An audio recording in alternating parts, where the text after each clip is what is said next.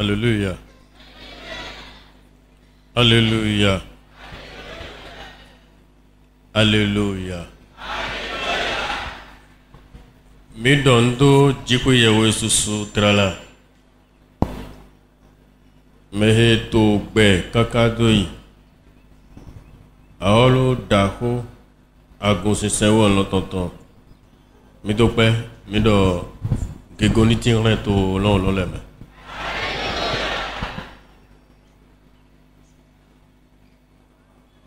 Mi dondo agunle ko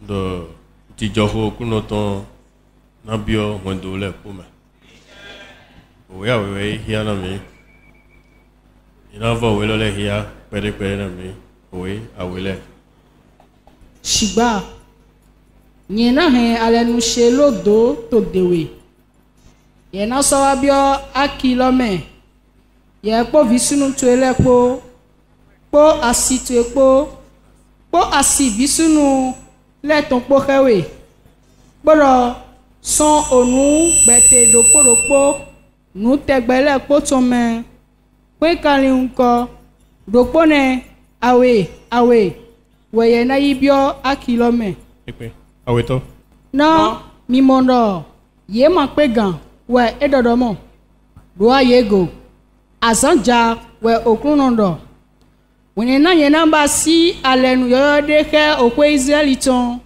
bodo ke okwe Juda ton lega e ma indi alenu ke nkonye ba si ke oto ye ton le to azane gbegba woni na ye don alo na ye na do pran ye gbon na do pran ye jegbonu son aigba ejiti tonji na ye ma no teto alonu sheme utu ye ma so ko ye pon we okunondo na ekewe alenu kenye na basi ke okwe Israeliton to azanele godo we okunondo nyina yi osese to ye home epe ojo ton basi oho dewe emono dobo eno leko ede agba oho itonso no eton me ena wa azo eton dandan we bodo so gan le godo ede ṣùgbọ́n Christiani le egbe iton le ye ma yun endo mo moropo we tonson alenu lome bo he aliho eton leji boto zinzan eton lezan zinzan lo le maka sogbe he nuhe jo to bibio tintin to alenu eton me e wa dede e tonson gbezan eton me e je tata bo kaka je egbe he ye ma so yun Jérémie 5 verset 4. Nye pome hele boa mondo wa mono ye to gbibome. O kleno ye ma nyomi gwa lole pepe me. Na ihende je me ki klole de. Na do hola yele we nyon ali hoche. Menu we me ki klole. Yo me fombo to hojo tundu to le pondi ndudu e ma. Yo le we yi lodo me ki klo. Menu we wa monole yo me se hojo tumbo gbedai bo adin dan pele yeto ogagbele me yeto ajogbele me yeto zangbe alopa le me ni zanku eno nonu ngolo bona di te gbelele ni amo afido aku ni aihon ina go agbeto sin teme menele to po somo de udo kona e yegbe alenu lo me ka shiate he alen lo ina dun to kuto me na alende jo basilo mai alende no shatehe wono na oho ton wa no ade edo emina basi alenu pepo amoni pa hun we ne teutu emi juro na ha igba titan se na sisalo masogbe sun no isun gbe ton dono moyun nyun no yi nyun gbe ton dono dasu c'est pas possible bojo mo kaka edo e masoganjo edo bon emina ha ihon lo se wodo na nu atoyo hodo ye ma sa nyunu edo ede yeto wa lo gbigble yeto lo zan kakabo jikun dobe jikun ne be lo eme no mo e jana asan tone e jana asan kande jikun jija so aga bo so jija so do awewe o to de to do e to sinan o to de to aga e to sinan to azan awe to gbe wodo na jiwe yawe da olonpo aibato po azan weto eklan osin son osingo bo nya osin devo yaga bo to atone bo shi devo ji todo bo ede aibaklo ton donc osin todo bo to aga wolo na e jiwe eto sin na so aga bo so to sin vi so odo bo awele kwa pedopo oso daho le osin ego kaka bo yo so lo le ko bo yaga beto kani aweya eteya ehupole pose na enye shiate he ohueton nuero wani ku eno do lan osino egbaji na we kanton gban 150 ans 150 jours ou sino egbaji bo ha le pose wonu egbidi okun le poton se e wa basi alenu de he noa bodo le domo emi ma so yi sindo vai honba wezon emi na zia iro welo do seke eno jikundo jakabo etolo ni mi mo mi na do alo tena osin singi go ma va ayonba amo alenu mi ton he wona he candidate tin to nu kamele po ati hwegbe en du po amo edike ohun eton jedeji ne blo alenu mi ton ni Dieu a fait alliance avec Noé.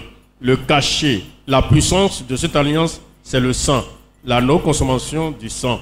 Amadou Haché, bon du kanilo, bon ohun eton na jedeji na egbe ale ne basi rien donc pour les l'autre d'un soleil noir igbaji so enyo huma jedeji ne ena mo son jawo ena mo nu jawo ena mo khia ena mo so egbo ena mo gigo ena mo yeyi ena mo jomio suba enyo hun jedeji ne eta fo ale loji zivu na chon bon monsieur somanyo do khia mo nkoton e oho nu e do lobo ido ba le lo khia lo amado na hengle ni hengle zivu na chon kaka jegbe monsieur somanyo bon me no yi a grand pas mino de afoda ho ni mito zonozi mi mo pon godo ale lo si hulo ni e hun jedeji ne la lo e kento si alo na pe go o so pade iledo e na fun so pa lo e ma do ase o so mi na mo do mo wono na apostle ile to yo hodo bo mele to agunme bio to Jesus Christ agayi sin godo e wa don ne flen e ro koside mi to tan pele hele mi ma ya sena eji no e mi na do na we do mo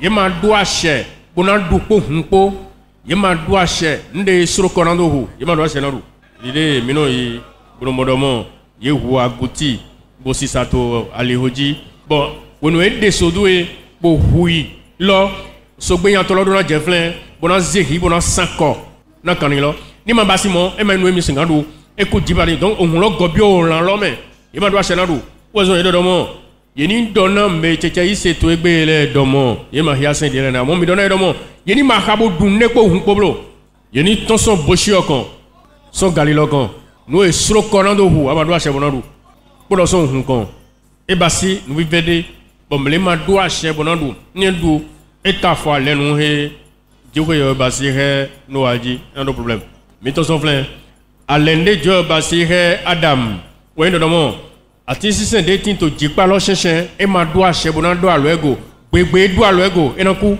e mo lo doblo gowaji e ma dio ka je gbe awon ni do gigo na to na vi na gbogbo we mes amis wo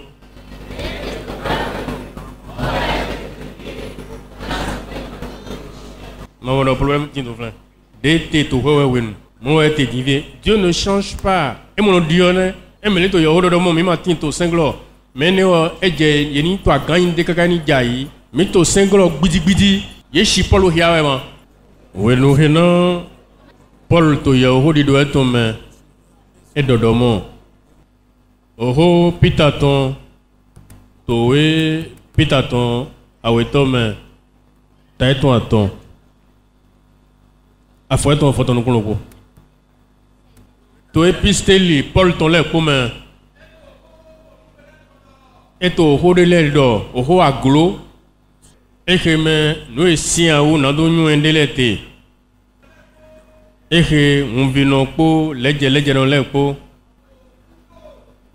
naindo Paul to hodo eno do holo aglo edo matin to singlo e man yo sen alen to lo hodo ete amo o sen flin le de dodomo endo wevile mando koja ye mandu e mando flo ye mandu eto sen mi do me e dodomo kanile timbo mo dudu ko dile wo gbote ye badona du o sen flin le hodo ete do ene ole enele ma de me bagba non si a tonton jo do ikaka flin amo o sen ba si o sen alenu ton Bon, il doit ekewe okia alenuton, blemelonda lego. Melonda lego ena ku.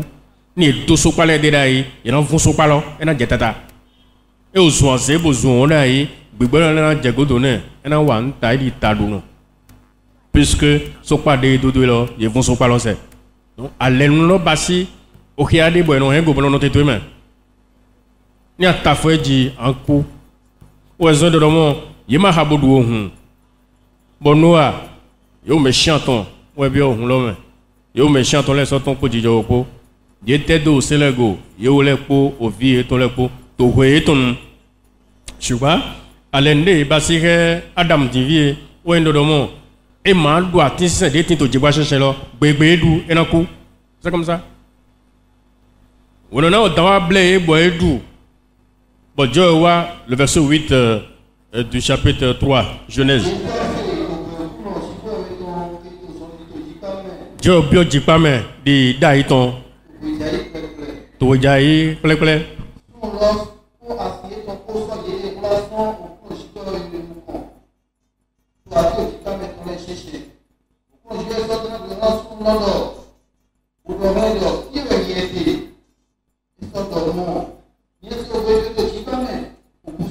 obuno diwe da iwe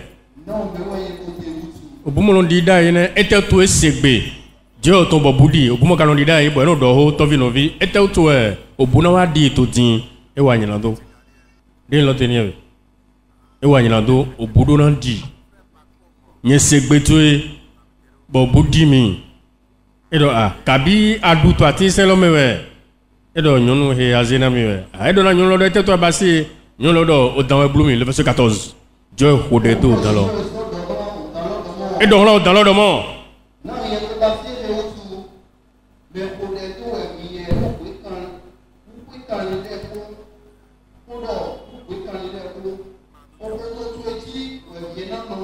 alors pateji we da o dan to da yi didi a l'autre te bodo fin to go to ponu kon gbon awaji mo so no da yi ni ṣùgbọ́n gbe ko de awanu konton àti go to ton e gobi o ho me bo se de sedo no e ma kan ni de gbe ton lu de mele no te o dagbe go no dagbe lan lu bo hokolo ho do la yi ni yen mo no se po no e ho de do e bo afo ene lo le gobi o ho me bo se de sedo bo e no gbon ho toji de ho do no e be me de pepe de dui me lo du de ho do nous émissions douloureux les donc nous avons un babasi on va parler ma confrère na de hodo etin toji wa shema tin na mede ni anu duijan we ayilo ma huna anti kitikri di me be sanu pinpin to tana di kete nu kan meton he nu ko shikona bo so aze vodun do ne gbene do ni zo me na juro vodun amo ena ikeche na do ikeche e je fian je ena holi ai bona be fodaga il faut faire très attention mais nous non ho mi de le bona no bio we no ko do mo zizan lo sogbe he o we lo ni zizan lo sogbe he o we lo attention frère Ama ina bono zizan lo sogbe he o we lo anze bonozan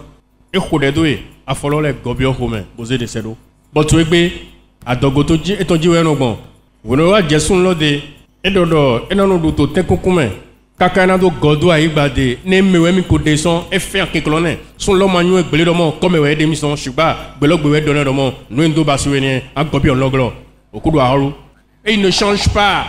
Dieu ne change pas.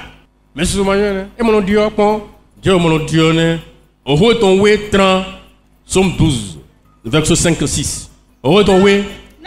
Ìgbàdo òyànà lẹ́tàn náà wíwẹ́ àgbàtàn lẹ́tàn útu òkúnnà ọ̀dọ́mọ̀ lówó yẹn náà síte yẹn náà dé lóògì gán tẹ̀mẹ̀ mẹ̀kẹ́jì yẹtò kíkláro òkú òkúnnà tán òkú wéwéwẹ̀ ìfátàkà kèyé kan sán òkọ́ zòmẹ̀ kèyé kan wùlàṣíọ̀wẹ̀ yẹn náà kúrà yé.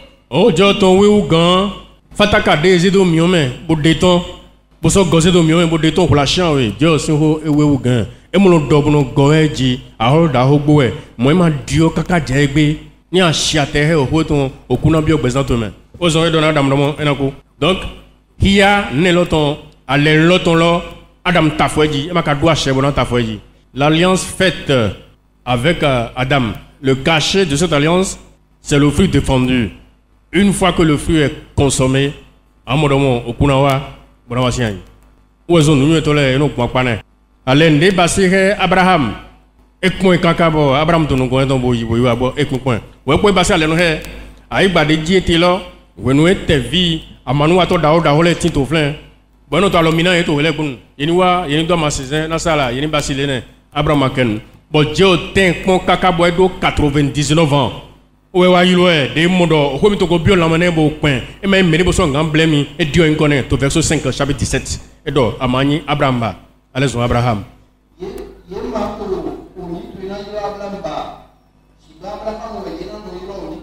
On a mis tout son flamme là, goy nous con, et qu'on s'ala l'osso, et Dieu en connaît, le verset 15. Et donc, Amani Sarah Iba, et on a le Sarah.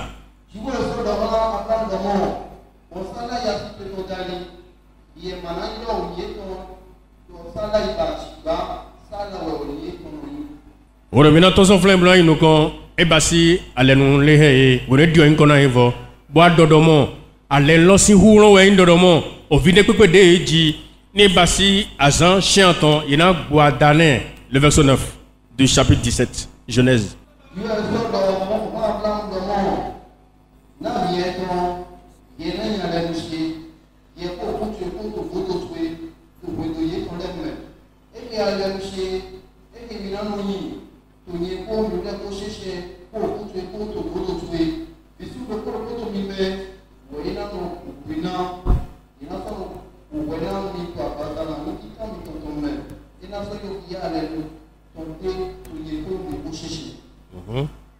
Continue.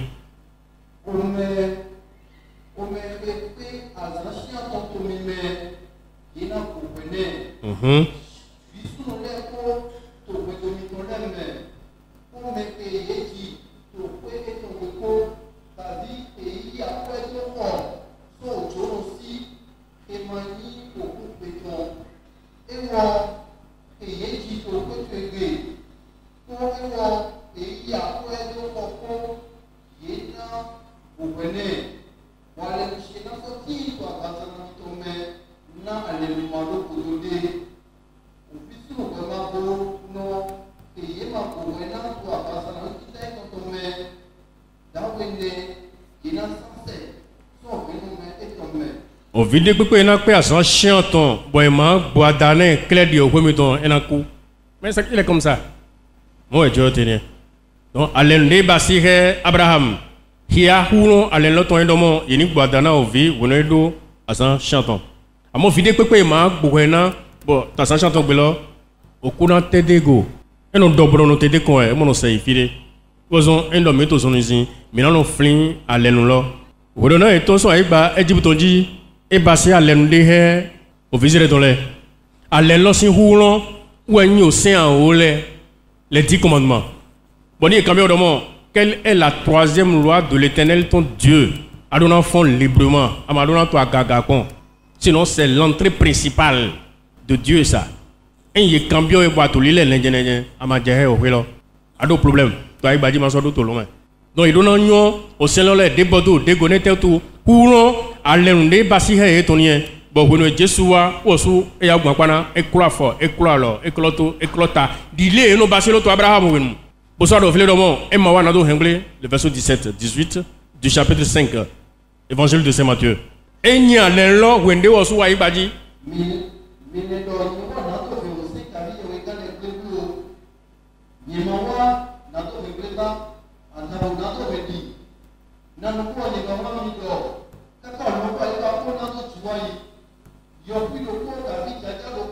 Kaka olonko ay bakona do juai yo kwido ko kabi jaja do ko mana juai so semaine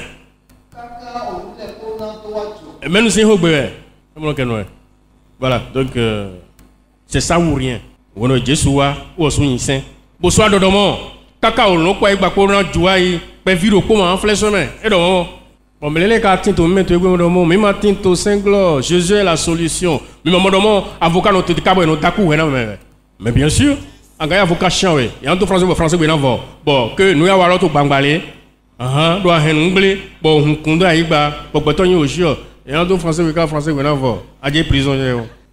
Il est deux. Mais là, le mot, Jésus est la solution. Nous ne sommes plus sous la loi. Bon, français, bien notre quoi, bon, c'est pas vérifié. Nous sommes sous la loi. Osons, renouer Dieu sous le soi, to Jean 15, verset 7. Et dans 9, bon, verset 10, là, et soit au rôle vaudor.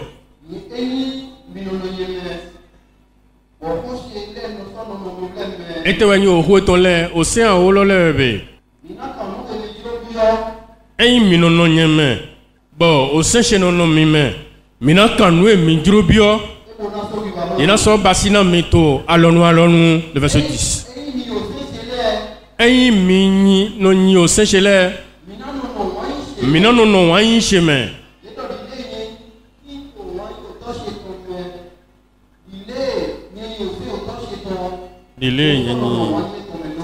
Dile nyenyi ose otoche ton. Bosono no wanyi tomedo. Bon etewe ose Jesu ton. Etewe ose Djibo Yahweh ton. Apocalypse 14 verset 12. Yeto Saint Jean ton 10 commandements. Boato yise Jésus Christ ton. Eba c'était wanyi et l'unité. Et mito gbedo vos serveurs de vos ans. Bon son ilon ma sokbe. Bon minon to nouvel à terre. Bon to mendo bon ho da ole do. Mi o ton son Jesu me ho mantoe ton doba. De wo hewani à terre nouvel ho da ole. Emilewe gonemi me vole matin atokikla. Gbigbo ton wa dede bon ton son agbaza to me. Bon ena po yelo po akato flin. Jérémie 6 verset 8. Yeni na plowe ya ovi betoton e. Yeni ka jua ni don che rançon dewe. Yeni ka hozo vorde. Reçois instruction, Jérusalem, fils de l'homme, de peur que je ne m'éloigne de toi et que je ne fasse de toi un désert, un pays inhabité, un corps inhabité. Et quand le corps est inhabité, c'est la mort.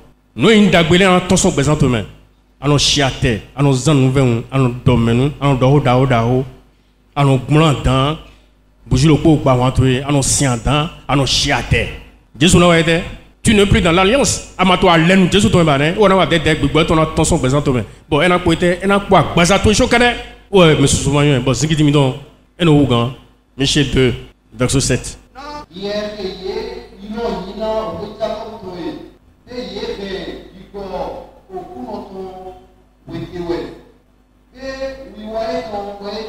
Oui, ouais, ton ouais, qu'il est.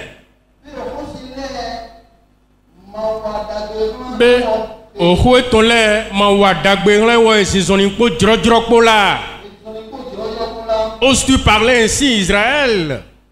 Était-tu toi canada au moment? Non, vous n'en avez pas, vous soyez au kia. Des rodons au Bodwego, mais des non godo mon conflent. Ne singa itewe son nengbe, kabe son colonne vertébrale pour aniawele ko chercher. Fia ma monje. Bon, en offre mon enfant ko kaka o ma kendo gona. Longa huwe. Engando yana na huya ton huya o jo ma kendo gona ko. Na, zonu to ma o sogbe, jen ko we, ano ko pe to lalo singodo. Ayon do lalo melodi do boso godo len bozo singodo. Oui, c'est ça hein. Oui, c'est ça. Ah bon? Akayon do lalo do ete. Ayon do ajama chete. Ayon do gila we. Ayon do zata no gombio menji. Bo aso to protéger ton. Ama so degbede. Ama so ken mo do ho ne degbede gbanlo. Ne ba tere ma sogbe. Aso godo ne bo ato pe ho. To mawe singodo. Yena vun yena do ete. Bona vun eto. Bona vun we to ho metole. Clio. Judas Iscariot. Wonona efle bo agbadia igba. Adogo eto hun. Bo adogbo le po kondo igba bo beko. Bo chirurgien de na to yedi mamu. Mais le monde chia terre Djibo Yahweh. Mais le monde sonne nos maouis sin kodo mon to peho. Andi dodo. Bonado nungo. Bono saisonné nekpe. Flewe amo jijo tema. Ale nous ne basi he agonsi se ou lontonton. Ou endo domo ena se jo lokpo akan. Bo mana se nevodogo. Ogbede hodo agon do warien. Mais où en sommes-nous aujourd'hui? Fite mite toebe. Asikale to homekpe. Bo de otweji. En bon don di amo ena fon kwa se ka po bonambewe. Je sais pas ce qu'ils ont. C'est la maladie de Patoche. À où tu es? Pour l'on daho boy en coton. Dès que s'il est non mon bon dibou. Vous n'en avez pas quoi. En bado me pon bon cambio de mon fils mi toi y jeté. Il n'en fin d'où y avait tous hommes. En gobio de mon level de bon code. Je n'en vois idée. Et maintenant il trop. Et n'en vois idée. À mon n'en vois idée. Ton autre tintin. À où les le gars de mi jebu. Et maintenant canumbio. Il m'a non moins quand tu es au ou bétomé. Apocalypse 20 verset 15. Mais ne pepe. Keye maman, yi wimranto owe ogbetome. Ye dwen hydran omio ki klame. Azo mito wiwa. Yeno dekunu etonto lome. Ni je mardi 1h du matin, 3h du matin, mbo woto konde no to chiole bewa flen bono to azon wana nu kamera ya. To si sawa ya 1h du matin. Mino wazon ta un to agun heme. E wa ko nu pe vide na mi bo mi na do bi olome we yin zon mi ton. An sen jo lo kwa kan bo matin to ne vodogo. Fi to mendo ba jama chete an foso flen. E a yilo me lo ma do ne ma besoin do go do eton. A ya fo blanc konton. Bona do là. An bi olome di ntata. Regardez le bandit là, le voleur là. Le bon larron sur la croix.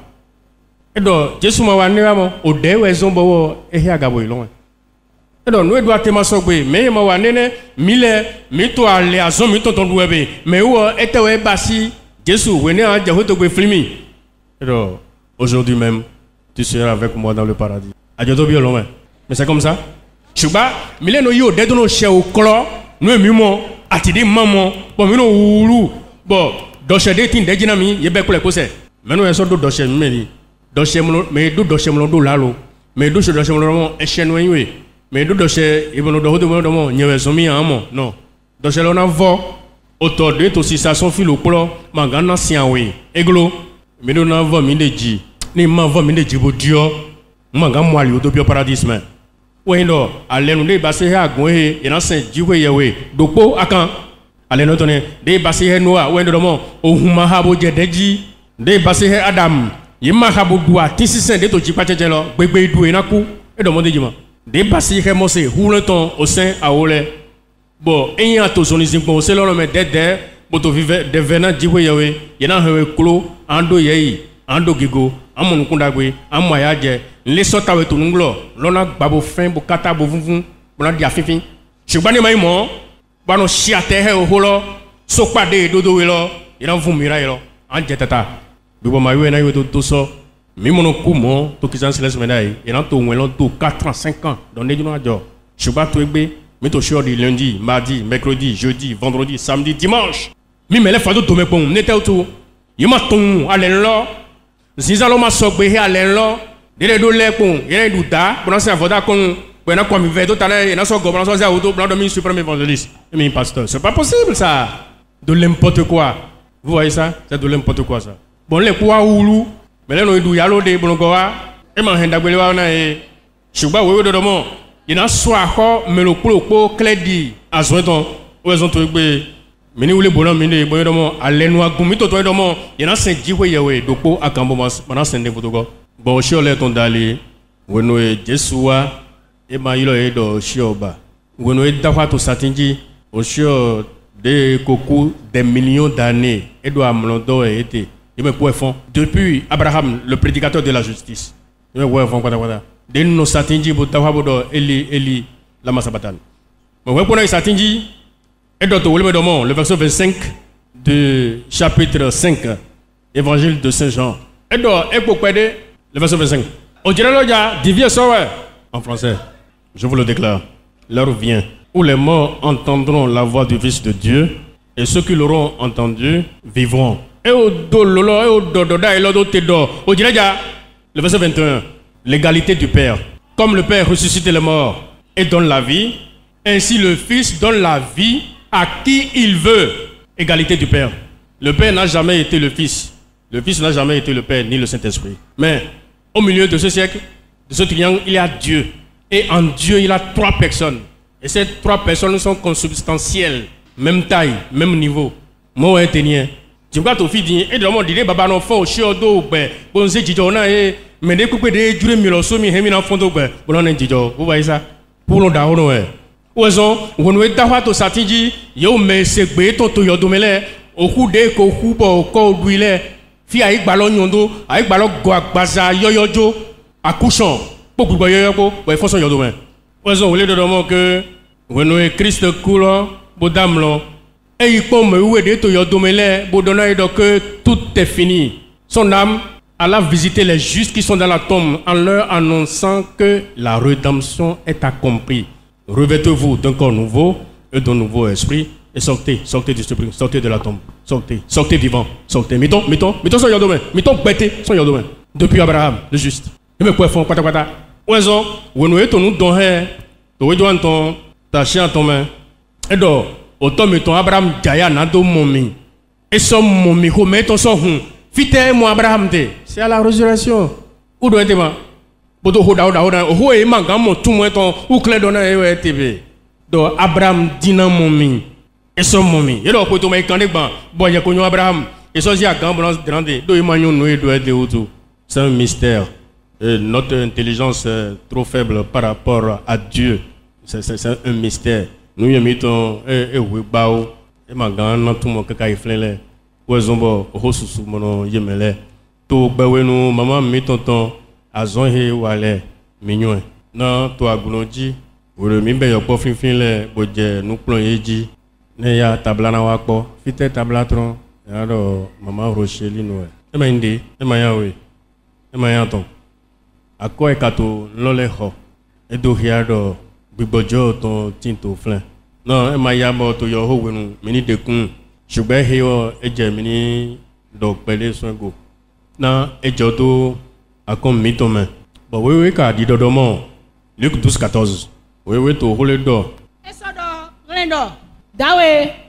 menu wayi mi do basi wada tode kavi numa tode do miji esodo rendo do mo mi ko mi ne bo so pa ido nukuken nukuken me mono nanu me bono fian lo o ma yin gbeto dagbede agora desi pese na ta gun lo sesen flan bo lan sin ji bo kan fa fon lo go bo lan to kon wende wa bwa dida we so akwelo kon men to na yin to we nenu po so do we me do mo nye do ran we do ani wa do ajo hemi nye Jesu do mo ani wa do ajo hemi na mi ndo dio fataka he ko kule gbongbon mi o dali akagbe bo bi ahun e bodo yi anu me to fin lo sinu kon o menu mo kan se po òfin lo wonu ani do lo ton so agbazamen o zombo Jesu do na Marie Madeleine do mo ado alo gbeblo na nyama o he ji o to se deba ani do lo do na ide na okiti jiko yawe dira igba do sinji ton ani do ma kanga no me dagbe abasi to igba jile we na nya vode na ze residu ani do lo go wende ton so agbaza lo me po to so gan fon e mai mo e na shai ai lo ji we na we lo ehe me ya do no mama e ma fion fin bon we bo so do mo 14-12 Luc o so di do mo me hia na wa dagbe na bo e ma mo tan do awa na we no wa na e me de mi no ba e lo mi an po kan le ko don bon 100,000 francs filé 300,000 filé ni Jesu to ji e na be enveloppe akpo e me mo dagbe le ma flen me an basina bo e na don ni ho tabla na yo pole bo ta foto ko na e bete gbe yo pole na mo tan bo na wa so be ka mo tan bo so wa ni ka bo to so ibaji hia dagbe de ho do lo ni e o zo me mo na nu me jo gbe won na wo kaka zomi me mo tun alo e ma wutu e jo hun kun da we pon to agun lo sesen fi ne gbọ́dọ̀ we po nunglo wa mo to fle ma de no sa vole de no wa de le to nunglo ma e mo jo an de tonton dide wonu de tono e singa no ba e tonton nunglo amo wonu de tonton bo e je gbangba boklo bo so gan wole hen c'est ce que Dieu veut ça ne jo yin wona ni nu atindo ma yin to e wo so bo we no na David e jo na gba Jerusalem sin ho e ho kan mo public ho le po amo wo nu e ya bo e ton bo e pli me ho le e do mo menu e na nando go po tale to ni na kakabo et au dos holote bo gba edote wonu ezede to verset 10 e do mo okruno nu e ana milo mewe mi deson bo hewa nu konto e wo zombo oyin dagbe to je maman mi tongo zizan et ton rézan le bon akwa zizan na vi le ton dali po de ko le po de to gbangba ti de to nunglo jo weyon ko le po e wa po son ni ton e ndo son ni ton jro bon ma henu ma wole goto ay baji non me direct ouais ni ma ngado ete non mais c'est comme ça condition lo ndo ni se jo lo kwa kan bon ma henu vo goto go azonde wa direct shuba ni wa to he basi bo so henu vo goto nglo be problème e wa aylo eso c'est un secret sacerdotal Dieu na kondagbe to hodo lo me ena do avite son welo gbe bon be okwa jiji se bon do nu kondagbe hia agun apapa santo Jésus Christ kuno mi to